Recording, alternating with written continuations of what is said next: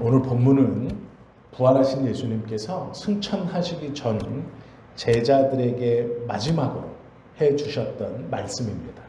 이 말씀 속에 우리가 크게는 세 가지 예수님께서 제자들에게 하시고 싶으신 의도, 숨은 의도 세 가지를 좀 보려고 합니다. 즉 중요한 세 가지의 의도를 보려고 하는데요.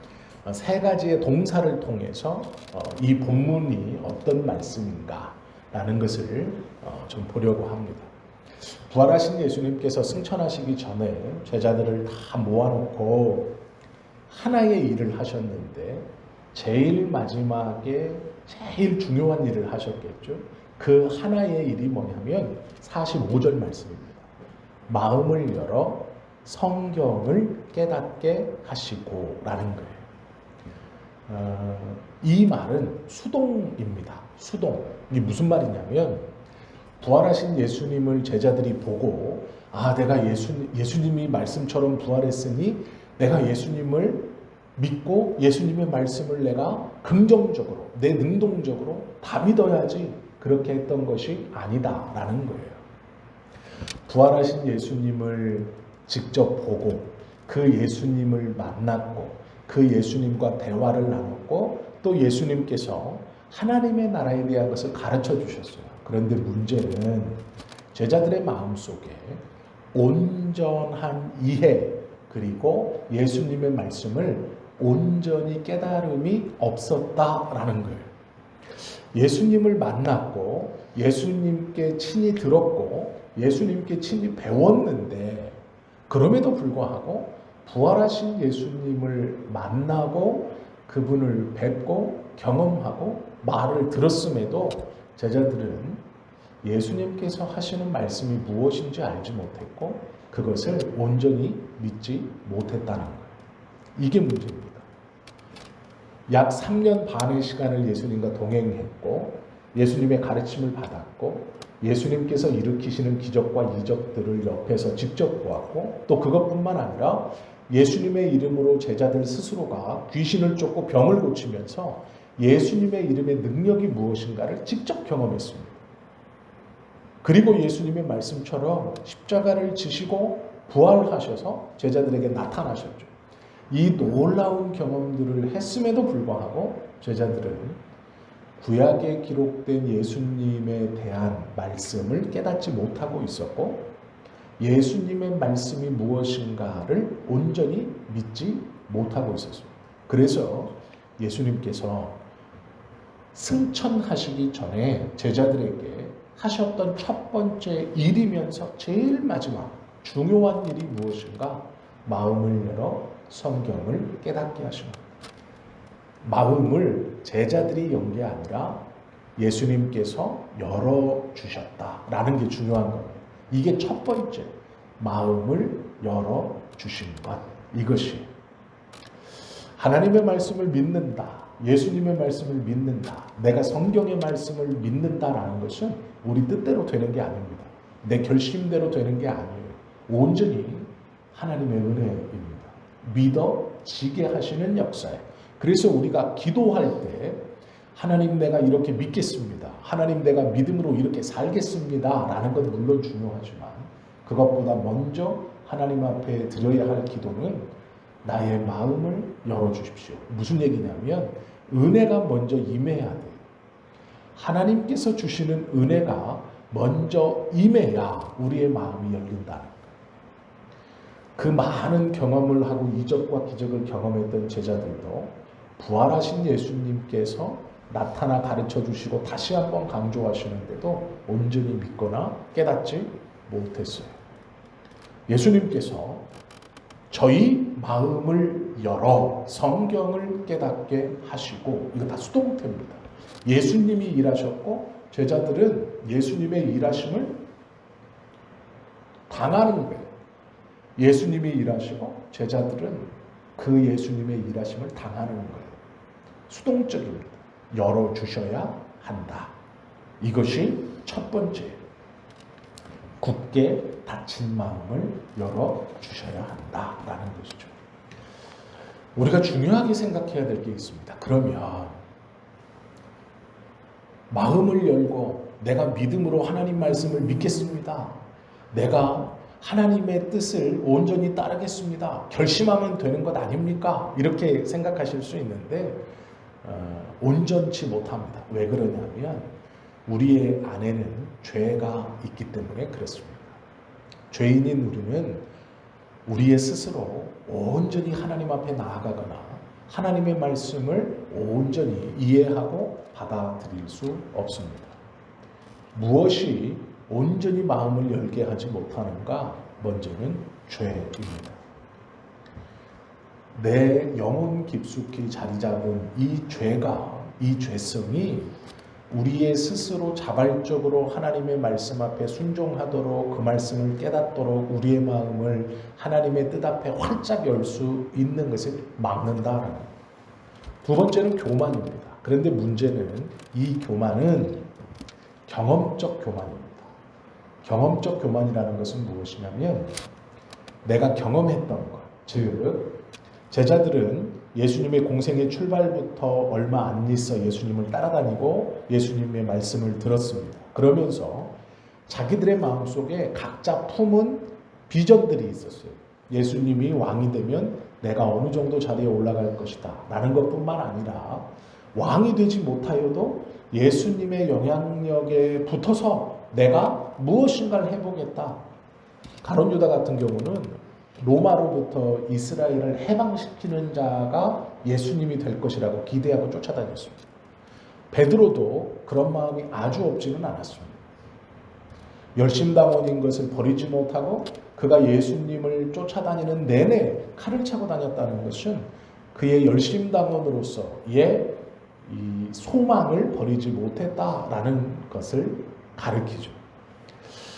요한은 그의 어머니와 형 안드레와 함께 예수님에게 당신 나라 임할 때, 즉 당신이 왕이 될 때 하나는 우편에 하나는 좌편에 앉혀주십시오 라고 청탁했습니다.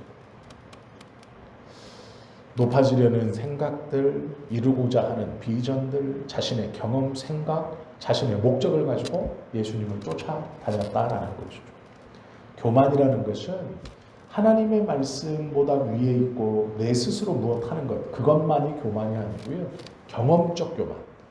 예수님의 말씀을 통해서 경험하게 된 것으로 예수님을 쫓아다니면서 알게 되고 깨닫게 되고 느낀 것으로 하나님의 뜻을 지레짐작하거나 하나님의 말씀을 지레짐작해서 내가 들었는데 내가 경험해 봤는데 내가 이거 옛날에 공부해 봤는데 이런 뜻이야.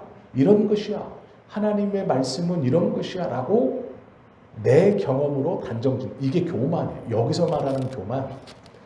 하나님의 말씀 앞에 마음을 활짝 열지 못하게 하는 첫 번째는 죄고 두 번째는 교만입니다.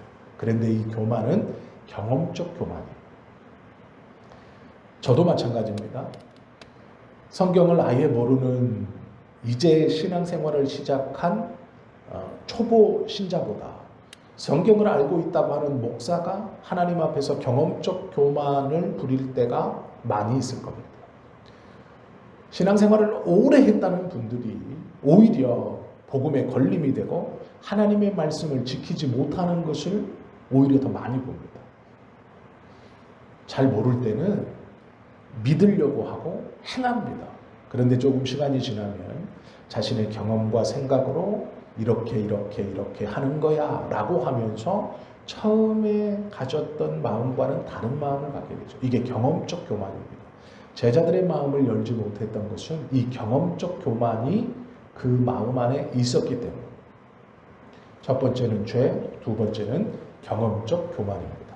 세 번째는 두 번째와 비슷하지만 조금 다른 잡념입니다. 잡념이라는 게 뭐냐면 예수님의 말씀에 온전히 집중하는 게 아니라 그 말씀을 붙들고 파생되어지는 여러 가지 것들이 마음속에 있었어요. 즉 예수님을 쫓아다니는 것이 하나님의 나라라는 큰 줄기가 있었다면 큰 줄기는 하나님의 나라였어요. 그런데 그들의 마음속에는 다른 생각들이 있었어요. 여러 가지 잡생각들이 있었어요. 큰 것은 하나님의 나라입니다.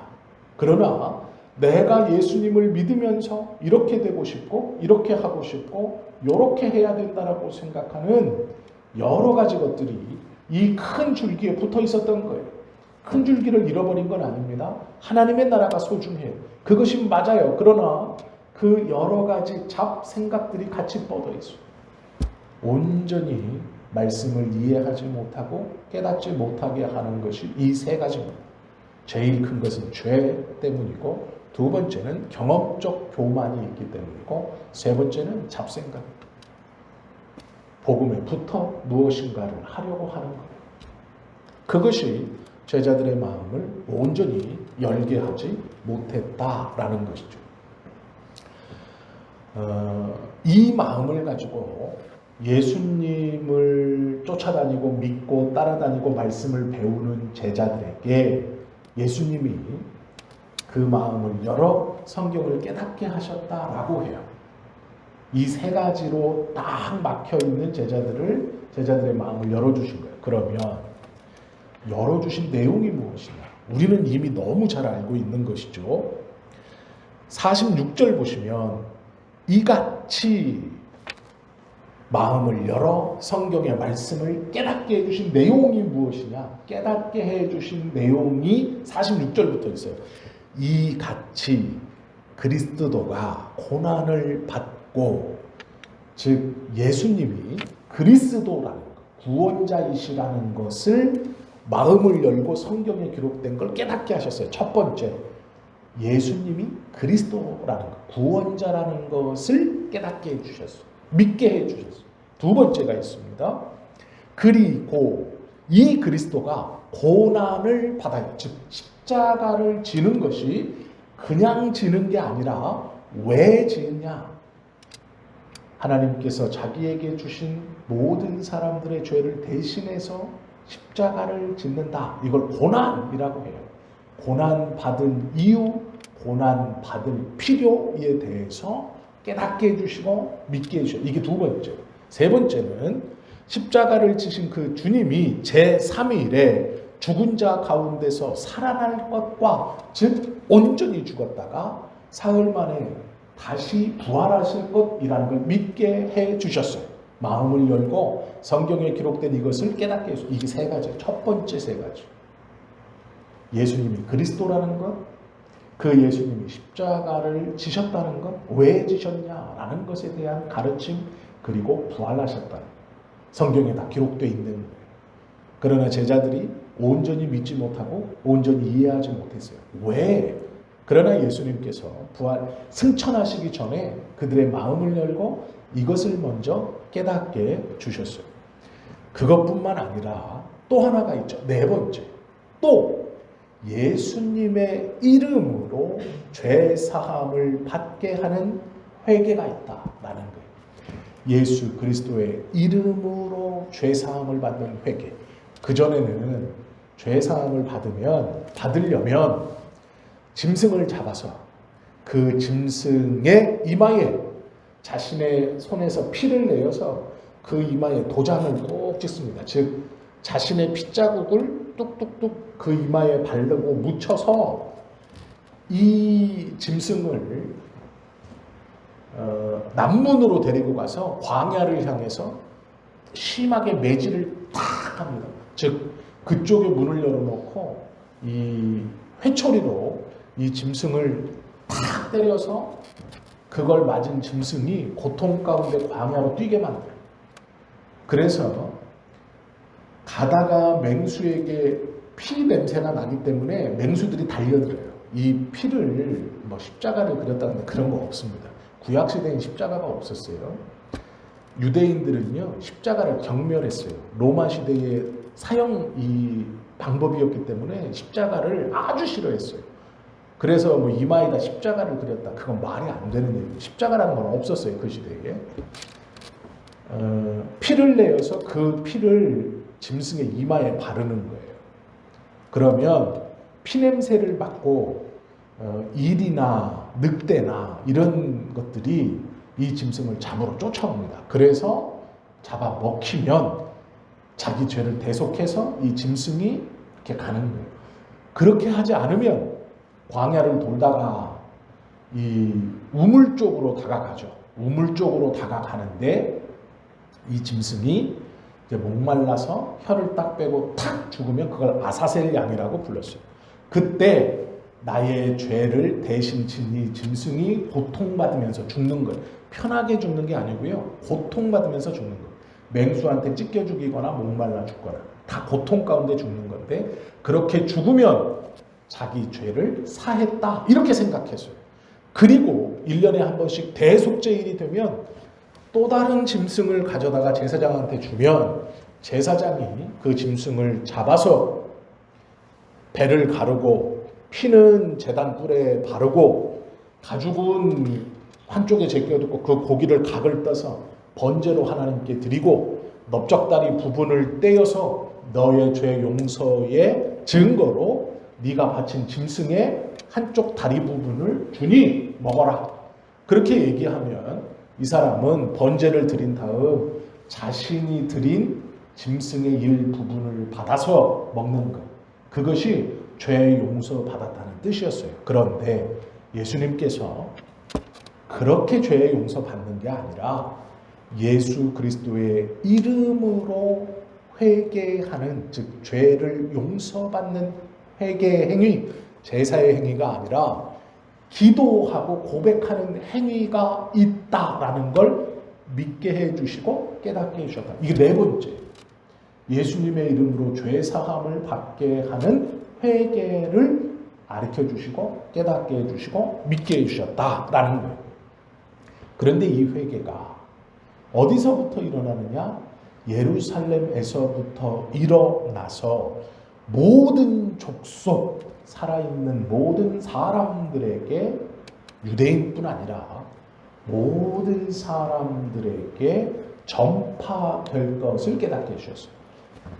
예수 그리스도의 십자가의 죄 용서의 구원이 예수님의 이름으로 하나님 앞에 죄를 고백하여 옛날처럼 번제를 드리거나 속죄제를 드리거나 아사셀 양을 써서 죄 용서 받는 게 아니라 예수 그리스도의 이름으로 하나님 앞에 회개하여 용서받는 이것이 예루살렘뿐만 아니라 모든 족속, 사람들이 살고 있는 모든 곳에 전파될 것이다 라고 가르쳐 주십니다.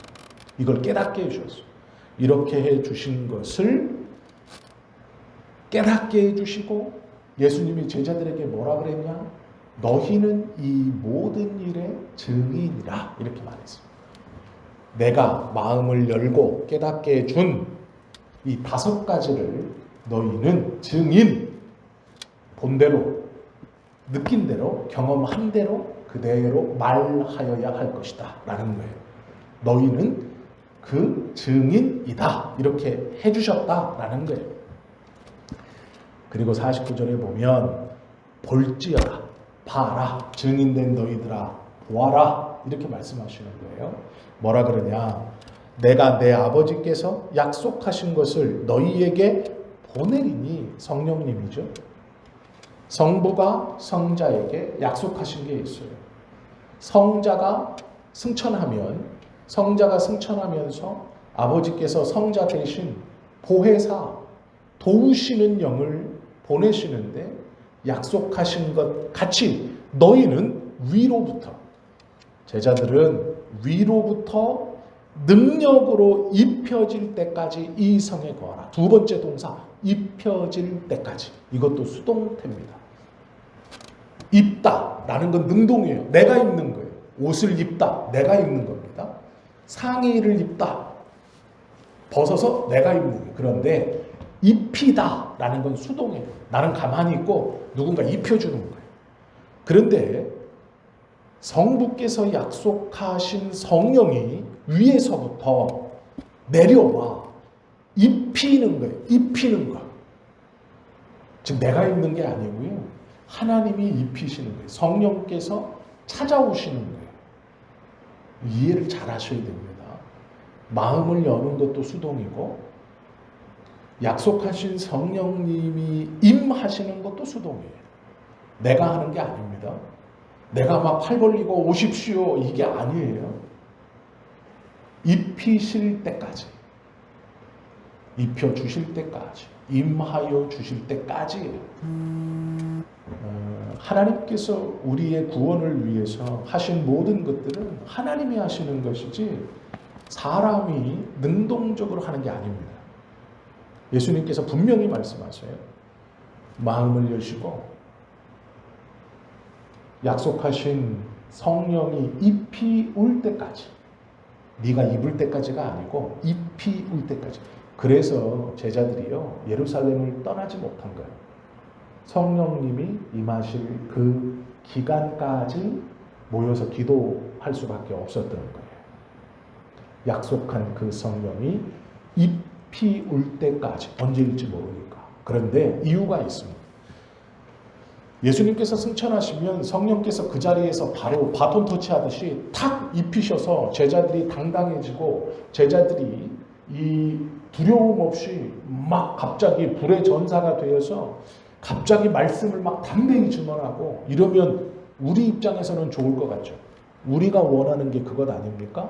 그래서 우리 그렇게 기도하잖아요. 성령의 충만함을 주십시오. 그러면 지금 나에게 임한, 지금 내가 당한 모든 문제가, 내가 갑자기 성령이 충만해서 생각지도 못했던 지혜가 생기고, 생각지도 못했던 능력이 생기고, 생각지도 못했던 힘이 생겨서 그 문제를 해결하고 그 병을 이겨내고 이 경제적인 상황을 한꺼번에 확 뒤집어서 타파하고, 이게 성령의 능력이라고 생각해요. 그래서 지금 이 순간, 기도하는 이 시간 바로 성령이 임하게 해달라고 간절히 기도하고, 기도원에 가서 부르짖고, 그런 목회자들한테 가서 머리를 디밀고 기도받아 성령이 충만하길 원하죠.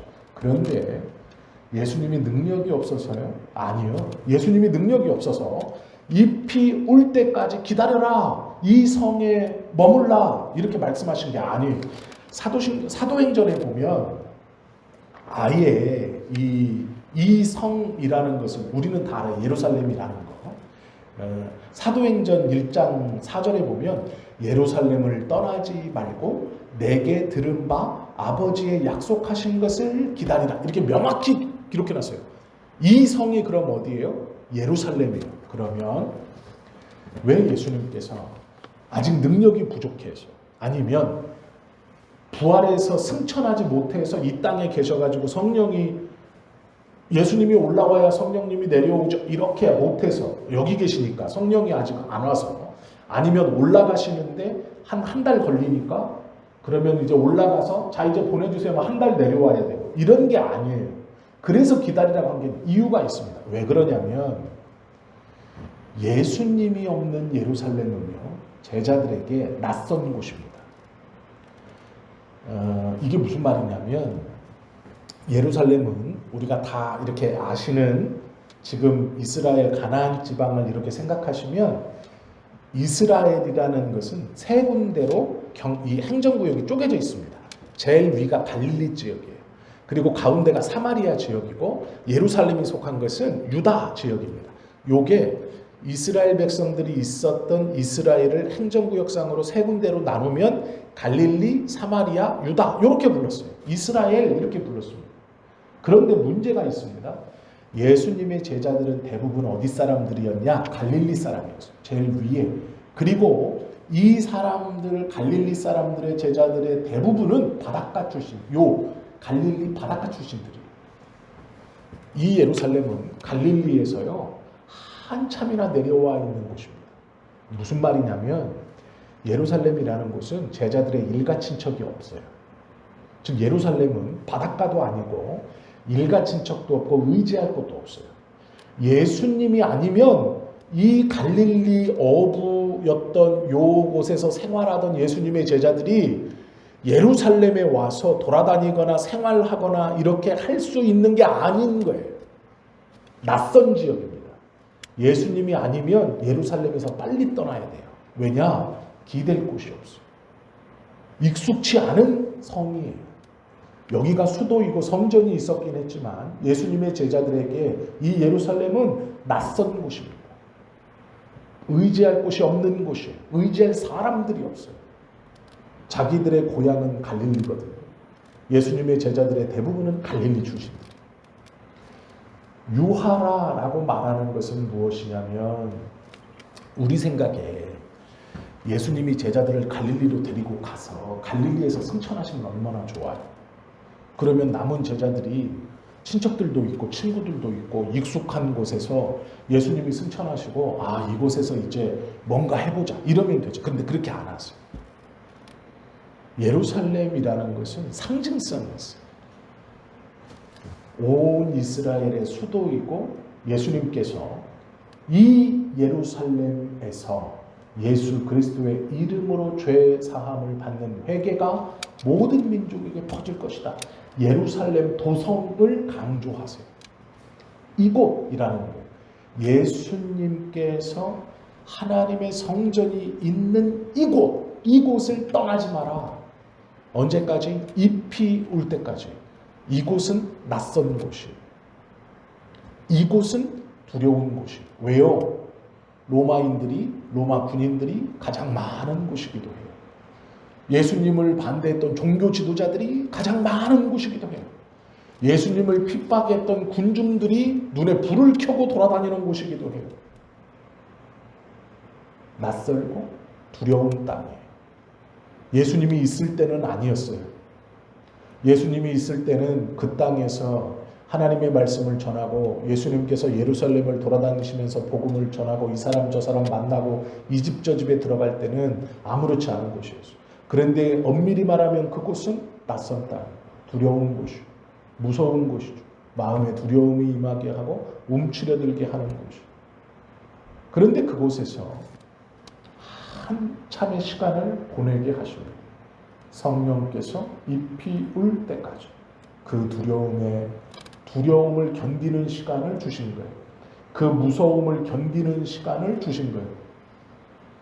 그 아픔과 고통과 무서움과 두려움을 견디는 시간을 주신 거예요. 몇 명이 남습니까? 120명이 남아요. 그 두려움의 시간에 두려움에 눈 돌리지 않고 처음에는 성경은 약 700여 명이 있었다 그래요. 그런데 시간이 지나면서요. 두려움이 임하고 무서움이 임하고 기도하면서도 그 두려움과 무서움을 떨치지 못했던 많은 예수님의 제자들이 떠나갑니다. 그리고 얼마의 시간이 흐르고 120명이 남았어요. 이 사람들도 똑같이 두려움을 겪었고 똑같이 무서움을 알고 똑같이 아프고 힘들고 외롭고 낯선다는 걸 다 경험하는 사람들. 이 사람이 중간에 들어온 사람들이 아니에요. 예수님이 승천하시고 똑같이 그 예루살렘 낯선 땅에서 낯선 성에서 그 저기가 가득한 종교 지도자들과 그들의 하수인들이 예수님의 제자들을 쫓아다니면서 찾아다니면서 예수님의 시신에 대한 책임을 공개적으로 물으려고 하는 로마의 병사들이 예수님의 시신을 가져갔다고 하고 예수의 잔당들을 이제 이 종교 지도자들의 참소로 그것을 물으려고 할 수밖에 없는 곳이 예루살렘이에요. 그 예루살렘에서 두려움을 견디고 기도하며 성령님이 임하실 때까지 성령님이 임하시는 것을 위해 기도합니다. 하루, 이틀, 3일, 4일 다 견딘 거예요. 중간에 사람들이 돌아갑니다. 사람이 빠져나가요. 그 두려움을 극복하지 못한 사람은 갈릴리로 도망가고 자기 고향으로 도망가는 거예요. 예루살렘을 떠나서 이 두려운 땅, 낯선 땅, 무서운 땅, 언제 어떻게 될지 모르는 땅을 빨리 벗어나고 싶어요. 그런데 남은 자들이 있어요. 두렵지만 남은 자들, 무섭지만 남은 자들, 고통스럽고 떨리지만 남은 사람들이 있어요. 두려움을 이기고 기도에 집중하는 사람들만 있을 때, 즉 환경과 여건에 굴복해서 떠나지 않고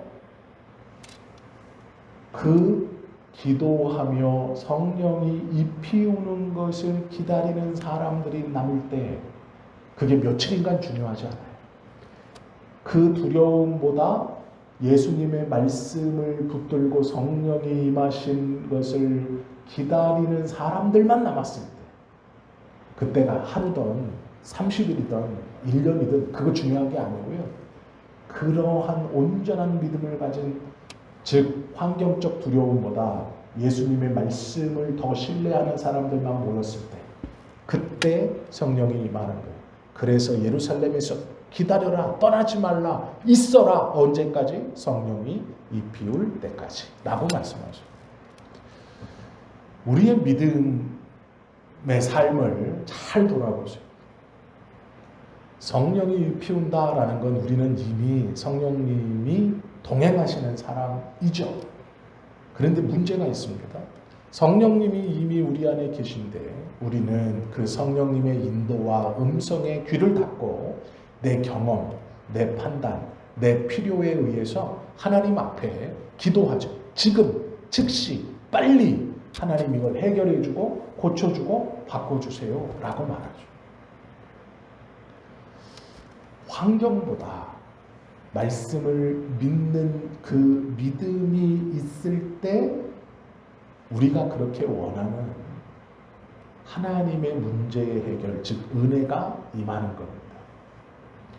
시간이 중요한 게 아니고 내가 진짜 무엇을, 내가 진짜 왜, 내가 진짜 어떠함으로 하나님 앞에 기도하고 나아가고 있느냐가 온전히 순수해질 때 내 필요나 내 생각이나 내 경험이나 내 두려움이나 내 아픔이나 이것보다 이것들을 다 떨쳐내고 온전히 하나님께서 원하시는 마음으로 하나님 앞에 그리스도의 이름으로 나아갈 때 하나님의 은혜의 역사가 일어나는 것. 제자들에게 마음을 열어 성경을 깨닫게 주신 예수님이 그 제자들에게 깨닫게 주신 것이 이것이에요. 그리고 그것을 붙들고 기도했던 제자들은 성령의 충만함을 받고 담대해져요. 비로소. 장소는 여전히 예루살렘이었는데 예전에는 두려운 곳이었고 예전에는 무서운 곳이었고 예전에는 돌아다니지 못하던 곳이었고 그래서 모여서 문잡고 있었던 곳인데 성령의 충만함을 받자 담대하여서 시간에 쫓아 성전에 올라가 기도하기를 두려워하지 않고 사람들의 이목이 집중될지도 모르지만 그 성전에 기도하러 올라가다가 안진뱅이를 일으키기도 하고 예수 그리스도의 말씀을 전하고 잡혀서 내가 매를 맞고 분명히 좋지 않은 일을 당하는 걸 알면서도 담대히 말하고 내가 사람에게 좋게 하랴 하나님께 옳게 하랴 라고 말할 정도의 담대함을 가지고 이것이 예수님께서 가르쳐 주신 마음을 열어 깨닫게 해주신 그 깨달음을 온전히 붙든 자들의 삶이에요. 하나님이 우리에게 원하시는 것은 똑같습니다. 우리의 삶의 자리에서 막무가내의 담대함이 아니에요. 장소를 바꿔주세요. 환경을 바꿔주세요. 여건을 바꿔주세요. 아니에요. 그것들보다 우리에게 주신 말씀이 우리를 붙들고 그 말씀을 붙들고 감사하며 기도할 때 이루어질 줄 믿음으로 기도할 때 환경과 여건은 이미 다 잊어버리고 안개처럼 희미해지고 그것이 분명해질 때 하나님께서 주시는 충만함으로 담대해지는 거예요. 그래서 그 자리에서 담대해지는 거예요. 똑같은 예루살렘인데 성령의 충만함을 받기 전까지는 두려운 장소인데 성령의 충만함을 받은 이후부터는 환경과 여건이 아닌 거예요. 그것이 하나님께서 제자들에게 또 예수님께서 마음을 열어 깨닫게 해주신 성경의 깨달음 그리고 믿음의 능력입니다. 그것을 위해 예루살렘을 떠나지 마라 이렇게 말씀하시는 것이죠. 믿음의 자리, 기도의 자리, 예배의 자리 그것은 중요합니다. 왜냐하면 마음을 열어 제자들에게 깨닫게 해주신 성경의 말씀과 능력이 제자들의 삶에서 이루어지는 장소이기 때문입니다. 우리도 오늘 이 본문의 말씀을 잘 깨닫고 믿음으로 붙들어서 이 제자들이 받았던 이 말씀을 받고 제자들이 받았던 믿음의 삶의 모습으로 살아가실 수 있는 저와 여러분 되시기를 예수님의 이름으로 축원합니다. 기도드립니다.